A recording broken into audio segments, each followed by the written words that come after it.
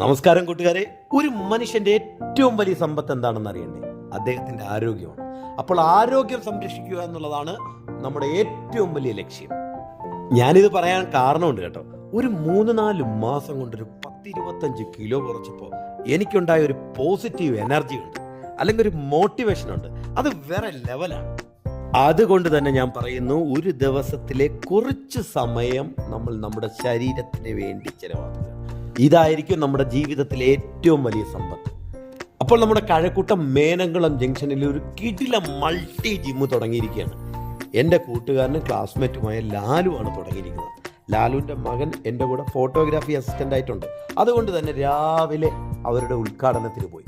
അടിപൊളി സംഭവമാണ് കേട്ടോ. നല്ല ട്രെയിനേഴ്സ്, കിടിലം പുതിയ മിഷൻ, അപ്ഡേറ്റ് ആയിട്ടുള്ള പരിപാടികളാണ്.